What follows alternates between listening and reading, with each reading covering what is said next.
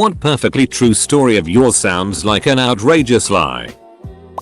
My grandfather brought a sword to the office and tried to behead my dad for a poor quarterly performance. Family businesses are tough. My grandfather has Alzheimer's dementia. Not sure. Asian family in Asia. Everyone denies mental issues. And before that incident, our family didn't know he was unraveling. Edit. Yeah. This story is so incredible that the whole family was in a dilemma about what to say to the doctors, lawyers, bankers, etc. when they needed to declare my grandfather was mentally unfit to make his own decisions. My dad was going, "What do I tell them? My dad tried to kill me? With a sword? Who's going to believe this?" I mean, even my dad thought the calls he got from his employees were part of a prank. Went to the office, got stopped by the freaked out security guards asking him what they should do, and finally realized it was for real. Everyone just hid and waited it out until my grandfather got tired of waiting and went home. It even took a few more crazy incidents before the entire family believed my dad. Most of his siblings thought it was an elaborate ploy to take over the company for the longest time, and it nearly turned into a crazy court case. A friend of mine told me about how he went to KFC and they ran out of chicken. The Churches around the corner was flooded and the guy in the back was like, "Did KFC run out of chicken again?" Like this happens on some sort of regular basis. My mom was pissing me off and being nasty and childish to my stepdad. I was in the field with my horse later and she came in and I whispered, "Give her hell." He promptly went up to her and bit her. And then again. He kept being super menacing to her, following her around with his ears flat against his head etc. Even though usually he was the most laid back animal ever. Eventually I went over to him, patted him and said, "Leave it," and he stopped. A year or so later he kicked the ever living it out of a pony who slammed into me in the field and knocked me over. I was fine, just covered in mud. But once again he didn't stop menacing this pony until I went up to him and said, "That's enough now. Stop." Even typing that sounds like total BS, but I swear it's totally true. Edit. The horse was doing the biting menacing, not my stepdad. Taylor Swift pushed me out of a swing when I was in 3rd grade. I used to go over to my neighbor's house to play just about every afternoon. He had an older sister and she just happened to be friends with the unpopular Taylor Swift. I went over one day doing typical 1st grader things on the swing set with my neighbor. When they came out, Taylor demanded that we get out and let her swing. Rebel me said no and she said, "Fine then, I'll push you." The next thing I know I had a skinned up knee and a mouth full of dirt. I ended up going to the same middle school and high school as her and always heard about how great she is. To me, she'll always be that itch that pushed me out of a swing. TL. Doctor, I refused to give up my swing to Taylor Swift so she shoved me out. Edit. After asking my parents and doing math. I was actually in 3rd grade at the time. Edit 2. I forgot to mention this, but since she became famous she has contributed quite a few times to the community. One donation, coincidentally enough, was a playground. Link. Just up the street from my apartment in San Francisco, there was one of those fast food restaurants that was either a KFC or a Taco Bell, depending on the angle from which it was viewed. The establishment was a frequent stopping point for students coming from the nearby college, and those students were a frequent target for a remarkably bright crow. Now, on most days, the bird in question would just hang around the restaurant, as well as other ones nearby, and scavenge for scraps. Every once in a while, though I saw this happen twice, and had it happen to me once, so it would enact a much more complex scheme than simply going through the gutter. The crow had apparently discovered that money could be exchanged for food, so it would wait until it saw a likely mark, squawk at them to get their attention, then pick up and drop a coin. Anyone who responded would witness the bird hopping a few feet away, then following its victim toward the source of its next snack. When the crow approached me, it dropped a nickel on the ground. I stooped, picked up the coin, and then jumped slightly when the bird made a noise that sounded not unlike taco. Needless to say, bought that crow a taco. The final out-of-pocket cost for me, minus the nickel, was something like $1.15. Even so, I figured a bird that smart deserved a reward simply for existing. Of course, that was probably exactly what I was supposed to think. TLDR, a crow paid me 5 cents to buy it a taco. Moving interstate. All our belongings on the little trailer. Pulled over the side of the road so my soak could pee. Too close to the side of the road. And the trailer slid down a small ditch. Not enough to wreck the car but too steep for our little car to pull out. Next thing you know, a white minibus pulls up. And out jumps a half dozen guys who were a weightlifting team from I think Argentina. It was 25 years ago. Not sure now. They lifted our trailer up onto the road, climbed back in their van, and drove off. One time as I was leaving the mall I balled up a piece of paper and flicked it at the trash can and hit a fly in midair. I played 11 degrees of random internet separation and wound up at myself. I was working on my GeoCities website in 1998 on campus at UT Austin. I was looking for design ideas to poach HTML code from a friend's website, but he didn't have anything I didn't. So I went to his list of 20 plus friends, picked a random one, and looked at that guy's page for design ideas. Then I thought, I wonder where in the world I'd end up if I did friend of a friend 10 times like that. New York? China? Ice? So I did. Went to that guy's friends list, picked a random one, went to that person's friends list, and so on. The 10th person was an employee of UT.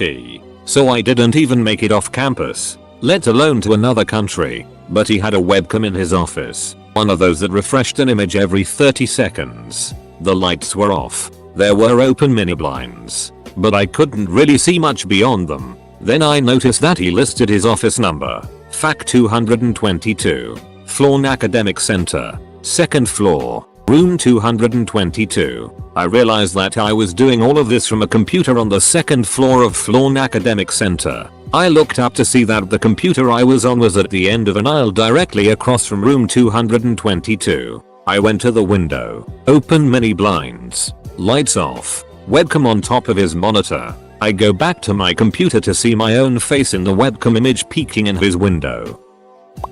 I beat an Olympic medalist at volleyball. I usually leave out the fact that she wasn't an Olympian for volleyball.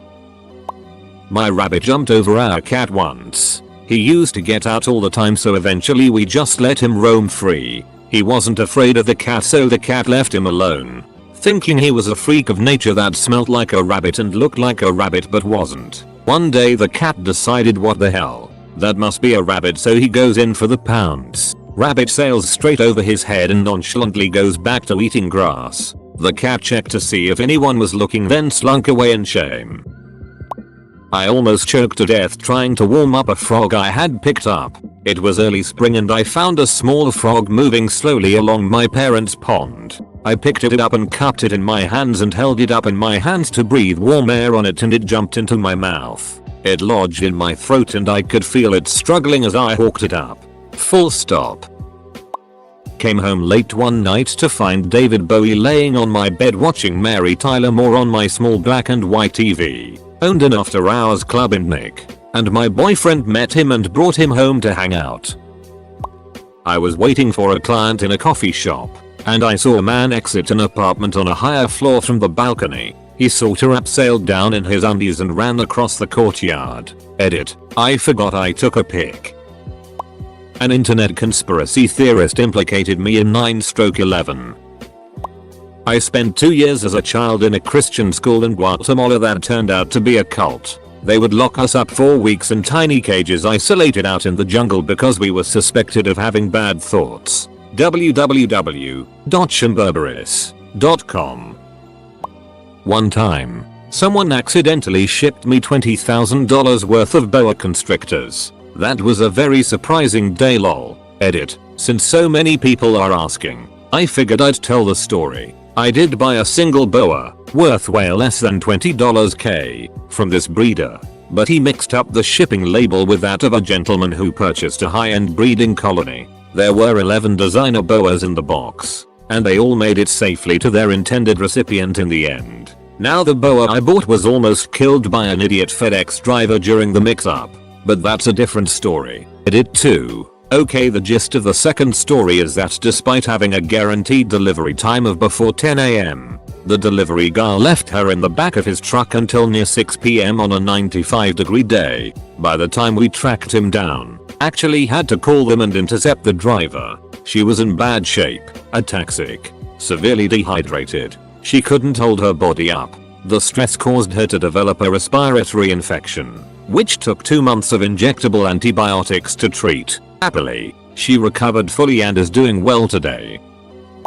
My house was broken into while I was asleep on the couch in the living room. I captured my would-be burglar with a battle axe replica that my roommate had on the wall. I made him call 911 on his own phone since I couldn't hold onto him and the axe and a phone at the same time. He tried to get away a few times. A very surprised 911 dispatcher sent the police, who eventually got there, arrested my prisoner, and thanked me for not chopping him up.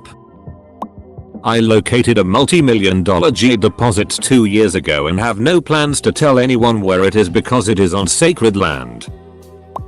Almost 20 years ago, my father sold his photo camera to buy some booze. He was an alcoholic and an abusive piece of it, among other equally funny things. Inside the camera bag there was a piece of paper with a handmade aperture and shutter speed chart. I had drawn little circles in that paper when I was a child. Fast forward 15 years. There's a pawn shop near the place where I work, and from time to time I go there to see what hidden gems I can find. One day there was a camera that looked quite similar to the one my father sold. I bought it on a whim, without even checking if it worked properly, just because it looked like the one he undersold. Once at home, I took a closer look, cleaned it properly and searched the bag. Yes, you know where this is going.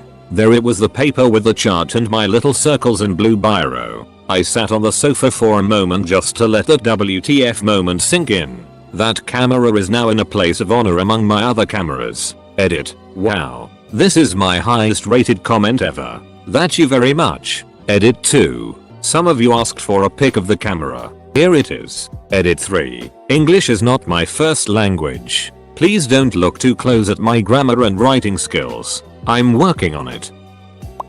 My dad tried to smuggle a diamond out of Sierra Leone, but the guys helping him get it through customs ran off with a diamond. Edit. Wow, I didn't expect to get this kinda response. Here's the full story for those who want to know. So my dad was working for a company that works in mining in Africa.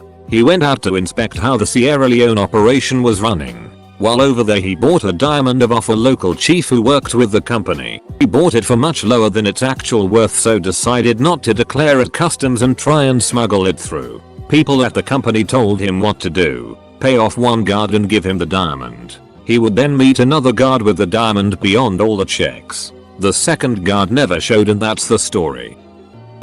When I was a kid we live about a mile from a huge world famous zoo. Being so close I eventually figured out a way to get in for free. This being long enough ago there were no security cameras, so I started going in after it was closed.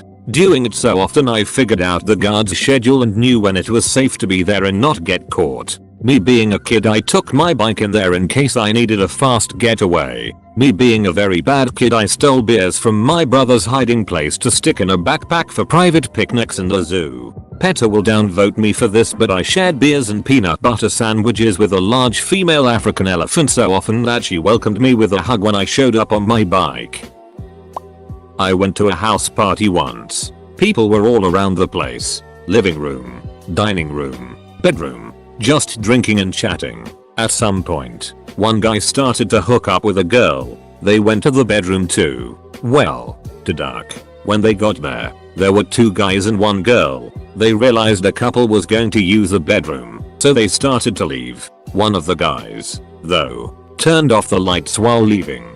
But he realized the bedroom got really dark, so he closed the door and managed to stay inside. Hidden, the couple started to make out on the bed, taking their clothes off, and my friend was watching. Hidden, jerking off. At some point, your eyes get used to the dark, right? The girl was on all fours, while the guy was banging from behind. Then, all of a sudden, she screams, "Oh my god, there's someone here." My friend then started to apologize, putting his D away, while turning on the lights. That's when the 3 of them saw it. Another ninja jerker managed to stay inside the bedroom, at the corner, masturbating. They both apologized and left the room. I was out clubbing with friends one night. and as we were leaving the first bar we walked down an alleyway. I all of a sudden stopped and walked back to where there was a little old Italian man, because I could smell fresh chilies in the back tray of his ute. There were mounds of these fresh chilies. I told him they were beautiful chilies, asked if he grew them himself etc. While my friends begged me to keep walking, he asked if I wanted some. I love chili, so I said yes, expecting he'd give me a couple. He grabs this plastic bag and fills it with about 50 chilies. I ask him how much money he wants for them, but he refuses, and with a hug sends me on my way. I only had a small purse on me, so I just carried the bag with me as we went about our night. We ended up going into 2 nightclubs. The bouncers at both asked to check in my bag, then laughed when I just said to them, "It's a long story." They let me keep them, so I just held them as I danced and drank the night away. 4th grade. We're playing kickball inside for pay because it's rainy. We're in a pretty standard basketball gym with hoops at each end and bathroom locker rooms in the far end. The kind with outdoors, just the long out and back hallway for privacy. Now for the unbelievable part. During our game on my first kick I looked at a friend and said I'm aiming for the hoop. Ball rolls up. I run up, wind up, and unload the most perfect kick I've ever kicked. The ball sails high and straight and true. It hits the backboard, does a little dance around the rim and plops right on through. I'm so stunned at the spectacle that I'm just standing on first watching it happen. I'm safe. 2nd kick. I say, I'm doing it again. I do. Everyone is stunned by this one. I'm still a bit stunned it worked. Made it to 2nd this time. 3rd kick. My final chance at the plate. Kicking it at the basket is cool, but inside the park homers are cool too. I'm not super fast, so I needed to employ trickery. The outfield crew consisted of all dudes, so I aim for the girls' locker room. The kick sails long and just a bit left of the locker room door, but it lands with a bit of spin and bounces perfectly into the girls' locker room and down the little out and back hallway. No one is in the locker room, but all of the 4th grade boys are afraid of getting yelled at, so none of them try to retrieve the ball. Meanwhile I'm closing on home plate looking to break up our tied game. I scored. We won. For any former 4th graders from Hudson Pep in Longview, Texas that feel like corroborating my story, this happened in like 1993 to 1994. I watched a man with 2 peg legs walk up a harbor ramp at low tide. It was one of the singly most inspirational events I've witnessed. Edit. Harbor ramps connect land to the docks, which move up and down on pilings as the tide changes. When the tide is out, the ramp is at a steep incline. At high tide the ramp is nearly level with the land. This particular incident occurred on an abnormally low tide where the ramp was at an 90-degree angle. I did not offer help as clearly a man with 2 pegged legs is the captain of his own vessel. He achieved this great feat of human mastery by placing one peg in front of the other while using the railing as leverage and pure grit and determination for traction. He offered a level glance at me as I passed him on my way down, and the heavy rain motivated us forward without conversation. I've mentioned his story to people before and invariably the response is either I know of him or duck off, let's get whiskey drunk. Any more of his story that I know is lost to the walls of dingy fishing bars that were once saloons. My stepdaughter acquired a guinea pig that, big surprise, turned out to be pregnant. She gave birth to 2 normal babies and a runt that was too weak to walk or drink milk from the mother. The little guy was on the way out, so I got my stepdaughter to hold the mother in a sort of sitting position while I squeezed some milk out of a nipple that was about the size of a decent pimple. I jammed the baby onto the nipple and he finally got the idea, drinking enough to kickstart his growth. While we held mom still for about 20 minutes, he lived and we eventually gave the 4 of them to someone else. Shortly after, a fox broke into their hutch and ate all of them except the runt. 1. I killed someone when I was 4 years old. Accident. I opened back door of a car in Japan to the sidewalk, but a motorcyclist driving in that space between the curb and road slammed into it. Spoiler. 2. I was disowned by my parents because of itty grades. Asian parents who cared about me more for academic professional success rather than as a human being. They may or may not have been narcissists, but I don't truly know. They won't contact me anymore. Spoiler. Formatting.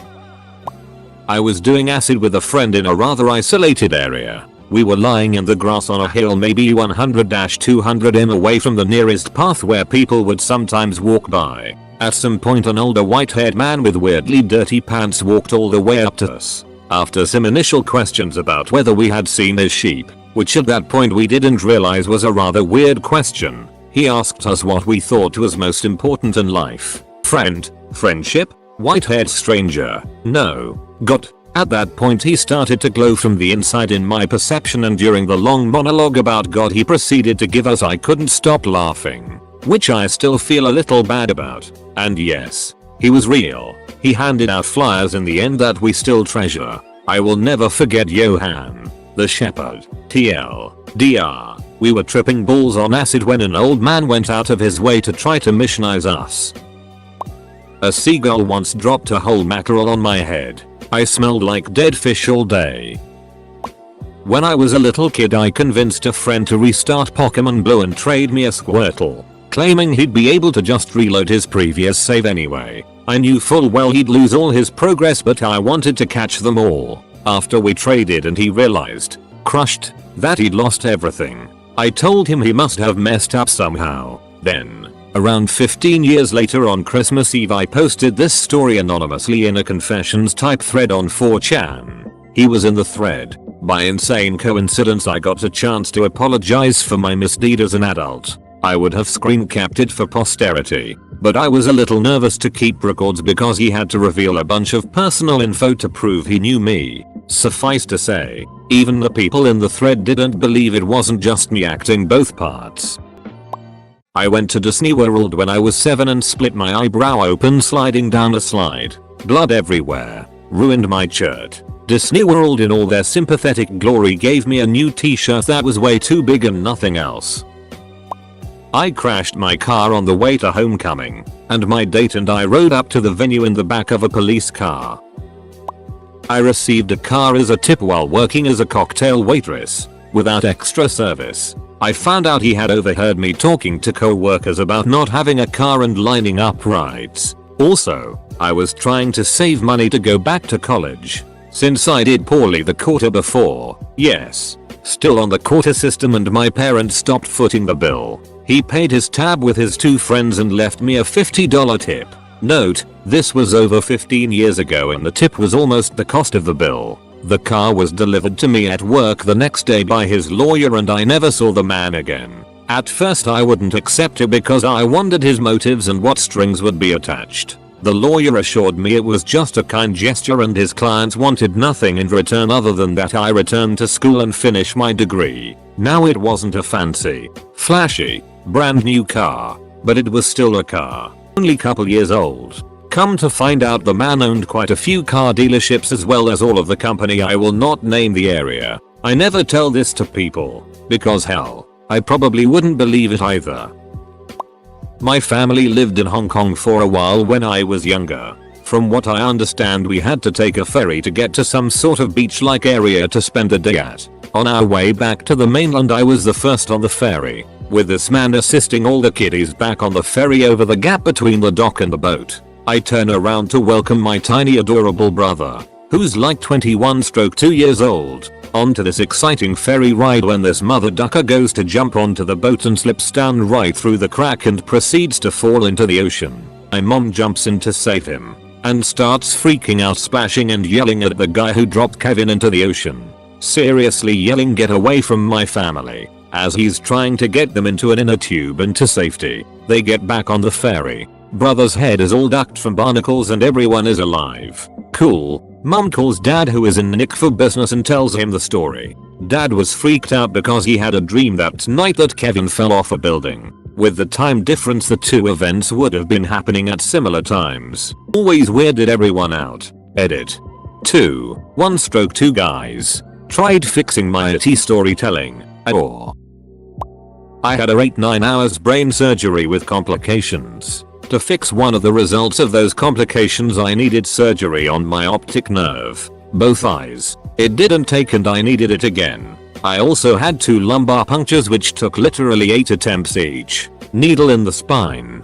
To get fluid. The original surgery was to remove a brain tumor. It grew back. Lived alone for a year when I was 8. TLDR first generation Asian immigrants. Mom goes back to the motherland to renew US visa. Gets stuck. I'm sent back ahead of time thinking it was going to be a couple week delay. Family friends helped me get settled back into a routine for school. Weeks turned into months. Months turned into a year. Mum comes back to find me 40 PDS heavier cause 8-year-old me was eating 3 frozen dinners a night. Also almost burned down the house at least on 4 separate occasions. Discovered unlimited amounts of porn. And my father was a piece of it. Vanilla Ice left me a happy birthday voicemail. 15 years ago, I was friends with a guy who is a professional guitar tech and travels all over with different bands. He was in Miami with a fairly successful band, and Vanilla was at the show. Later, on the tour bus, my friend called me at like 3 AM to wish me happy birthday and handed the phone over to Vanilla Ice and he wished me happy birthday. Unfortunately, my service provider's voicemail system only allowed you to save a message for 7 days, and I couldn't figure out how to save it any other way, so it's disappeared into the ether. I once nearly killed my older brother with a spear. He and I were playing cowboys and Indians, and being the only one with a BB gun, he was by default the cowboy. I had about a 5-foot long stick sharpened to a dull point on one end, and was the Indian. He walked up to me, summer in Georgia, where I had a pair of shorts between me and the Lord, and shot me point blank with that BB gun barrel full of sand, and then took off running. He went across the yard, turned right at the fence and continued running hard away from me. I didn't even think about the consequences. Took the spear and made a javelin throw that an Olympian would be proud of, and hit him in the back of the neck at between 35 and 40 yards away. He faceplants with the spear standing upright like a proud flag I had planted on the moon. Then the spear falls over. The tip of the spear went between 2 vertebrae in his neck. The spear fell because the tip broke off in his neck. I celebrated the victory, then walked over to see what remained. We ended up in the emergency room, where the doctors decided not to operate, but rather to let the spear point work its way out on its own. It took 25 years to completely do that. My punishment for this act was that I received a BB gun, figuring that the worst I could do with that was to put his eye out, but that at least we would be on level footing in combat. Child rearing in the 60s was a different thing, and having a big family, built-in spares, helped a lot. Spencer Horseman, the magician from America's Got Talent, lives in Baltimore and performs at a bar in the city. We went and saw him perform. He was great. After the show I had to use the bathroom and as I'm peeing, he comes in to pee as well. I go over and wash my hands and they have one of those hand blowers that is activated by hand motion. I say, hey Spencer, check this trick out. I wave my hands in front of the blower and say abracadabra and it starts. I turn and say, see, I can do magic as well. Guy started laughing hysterically.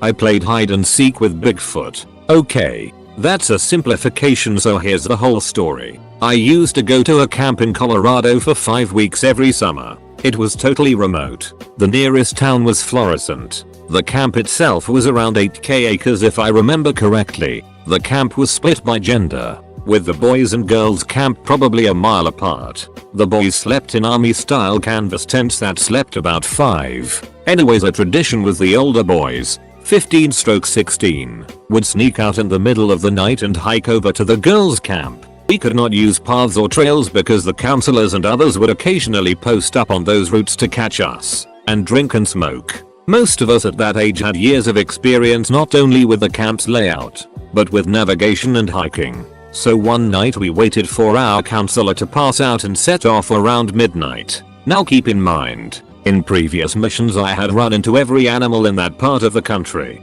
Suffice it to say, I knew my it. About 20 minutes into our hike we heard what sounded like a foot patrol and our small group split up. I took off in my own direction and hid myself and made no sound. After I decided it was clear I got up and started back on my own path, figuring, since we couldn't yell and didn't have radios, I wouldn't meet up with my colleagues again until the rendezvous point with the girls. Then I saw it. At that point of my life I was about 6'1", and this thing had a foot on me. I still can't figure out this part, but it seemed to have very bright eyes, like an animal's nictitating membrane when hit with a light at night. The moon was very bright that night. It was hairy and massive. As I said earlier, I had run into bears on foot at night before, My initial reaction to that situation was not fright, but intrigue. This thing shared the absolute living it out of me. I froze. I knew I shouldn't run. I didn't want to trigger a predatory chase. On top of that, it made zero threatening gestures, noises or postures. I can't quite explain it, but I had an overwhelming sense that it was just curious or toying with me. So the only semi-rational action I could think of was slowly back off, not make eye contact and put something in between it and me. So I walked backwards and found a pine tree with a massive, low branch that was still attached but broken and slid under it in a feeble attempt to hide. When I looked back its direction, it was kind of just peeking from behind a tree. It hadn't moved closer. At this point from my cover I felt confident it could not see my eyes through the pine needles, so I watched intently. It just watched and slightly shuffled in place. I sat in that tree well under a branch for at least 3 hours just watching, and it did the same. I saw a similar but seemingly sturdier shelter behind me and reverse army crawled to it. It moved to another tree and we were back at the same situation. Eventually the adrenaline couldn't sustain me and the low from being that on edge for so long made me super tired. I drifted in and out of short naps until dawn, and there was enough light to see more clearly. I looked and it was gone. I sprinted back to my tent and snuck back in where all my partners in crime were already asleep.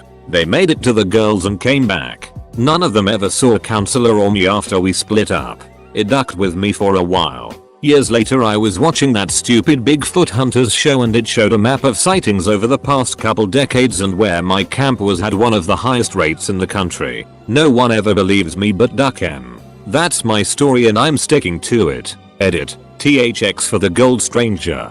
Just woke up. I'll try to reply to as much as possible. Edit 2. Yes, it was Sanborn Western Camps. Best place ever.